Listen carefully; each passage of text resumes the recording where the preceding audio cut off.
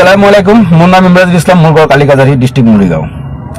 মই কালি ভিডিঅ' এটা চালোঁ, সিংহল চলিয়া ক'লে 147 উঠাই দিবৰ কাৰণে মুছলমান শেষ কৰি দিব।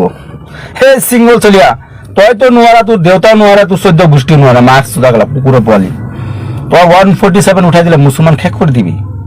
তই মুছলমান, আমাৰ যিমান মুছলমান আছে সিহঁতক শেষ কৰিব নালাগে। মোৰ লগত অকলে তই লাগচোন চাওঁ বক্সাৰত, তই মোক হেৰাব পাৰা নেকি? তই যে কৈ আছে আমি খাৰু পিন্ধি বহা নাই, মুছলমান মানুহে কি খাৰু পিন্ধি বহি আছে নেকি? সিংহল চলিয়া মত আহি তোৰ মাক কি তোক ভালকে জন্ম দিয়া নাই, জোৰ পৰা দিয়া কি উল্টা পুল্টা হৈছিল নেকি? সেইটো কাৰণে উল্টা পুল্টা হাৰ্টত মাতি থাকা। আৰু বিশেষকৈ কৈ আছো আমাৰ অসমৰ মুখ্যমন্ত্ৰীক, এনেকুৱা যে ক'লে যে 15 মিনিট আমাৰ মুছলমান শেষ কৰি দিব 147 উঠাই দিবৰ কাৰণে হাতত। আপোনালোকে এনেকুৱা মন্তব্য নুশুনে নেকি? আৰু অসম পুলিচে কি এনেকুৱা মন্তব্য নুশুনে নেকি? শুনি আছে নিশ্চয়। আমি মুছলমান মানুহ এনেকুৱা মন্তব্য দিলে কেতিয়া এৰেষ্ট কৰিলোহেঁতেন। আমি সকলোৱে জানো আমাৰ মুছলমানক কোনো মানুহে ভাল নাপায়। আৰু সিংহল চলিয়া বিশেষকৈ কৈ আছো, তোৰ ইমান সাহস ইমান ভল আছে যদি তই মোৰ লগত অপেন লাগচোন, মোৰ লগত তই কণ্টেক্ট কৰ। চৌৰে বাচ্চা, তই হাৰ্ড টাইম গলা মুছলমানক গালি পাৰি থাকা শুনি আছো মই। 147 উঠাই দিলে তুই কি কৰিবি? এটা ৰুম্বাৰ মুছলমানে এৰাব নোৱাৰে, এটা ৰুম্বা এৰাব নোৱাৰা। মাছ চুদা গেলা এই সিংহল চলিয়া কুত্তাৰ বাচ্চা, তোক ডাইৰেক্ট কৈ আছো তই মোৰ লগত লাগ। তোক কিমান কোটি দম আছে আমাৰ মুছলমান, সকলো মুছলমান মানুহক লাগিব নালাগে? মই অকলে, তই অকলে, মই অকলে লাগিম আছোন। তহঁতে খাৰু পিন্ধি বহা নাই, আমি কি খাৰু পিন্ধি বহি আছো নেকি? এই সিংহল চলিয়া হাৰ্ড টাইম কেলা কুকুৰৰ নিচিনা মুছলমানক ব্যৱহাৰ কৰি আছে, আমি শুনি আছো। এই ভিডিঅ'ৰ জৰিয়তে মই তোক কৈ আছো, তোৰ যি কোটিৰ দম আছে, ইমান সাহস আছে, তই মোৰ লগত আহি লাগ। সকলো মুছলমানক লাগিব নালাগে, আমাৰ 47 নালাগে, আমি হাতে তোৰ লগত লাগিম।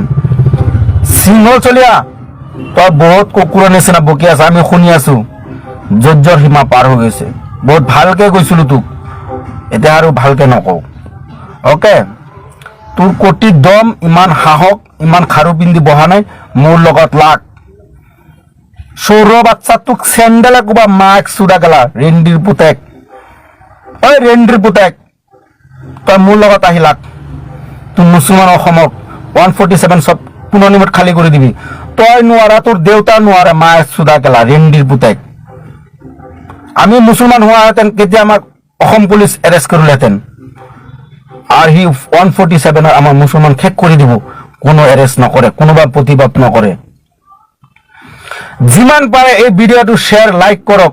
আমাৰ সকলো মুছলমান ধৰ্ম মানুহক কৈ আছো, এই আমাৰ সিংহল চলিয়া পাগল কেইটামান যদি হিন্দুৰ মাজত এনেকুৱা হিন্দু মুছলমানৰ মাজত কাজিয়া ল'বৰ কাৰণে এনেকুৱা সিংহল চলিয়া পাগল কুত্তাৰ বাচ্চা এনেকুৱা কৰি আছে।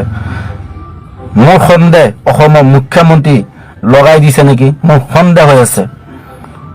অসমৰ মুখ্যমন্ত্ৰী আপুনি কি কৰে কৰি থাকক, 2026 পৰা আপোনাৰ খেলা শেষ। অকে, খুদা হাফিজ। অকে, আপোনাৰ সকলোৱে ভিডিঅ'টো শ্বেয়াৰ লাইক কৰক। মই অনুৰোধ জনাই আছো, এই সিংহল চলিয়া ওচৰত যাব লাগে, কুত্তাৰ বাচ্চা মদাহী সৌৰৰ বাচ্চা ওচৰত যাব লাগে। তোক মই অপেন চেলেঞ্জ কৰি আছো, মোৰ লগত আহি লাগচোন। সকলো আমাৰ মুছলমান ধৰ্ম মানুহৰ লগত লাগিব নালাগে। নেউলৰ বাচ্চা, মা চোদা, তোৰ মাক কি তোৰ জন্ম দিয়া উল্টা পুল্টা হৈছিল, সেইটো কাৰণে হাৰ্ড টাইম উল্টা পুল্টা মাতি থাকা। অকে, খুদা হাফিজ। আজি মুডটো বহুত বেয়া কৰিছো তোৰ কাৰণে। তই আমাৰ মুছলমানক 47 উঠাই দিলে শেষ কৰি দিবি 15 মিনিট। তই মোৰ লগত আহি লাগিবি কুত্তাৰ বাচ্চা। বাদ প্ৰতিবাদ, আক্ৰমণ প্ৰত্যাক্ৰমণ, বাকযুদ্ধ এইখিনিলৈকে ঠিকেই আছে। কোনোবাই কাৰোবাৰ লগত মুখামুখি হৈছে, মাৰপিট কৰিছে, সেইখিনিলৈকেও ঠিকেই আছে। কাৰণ সংগ্ৰাম এটা শেষ পৰ্যায়, সেইটোৱেই।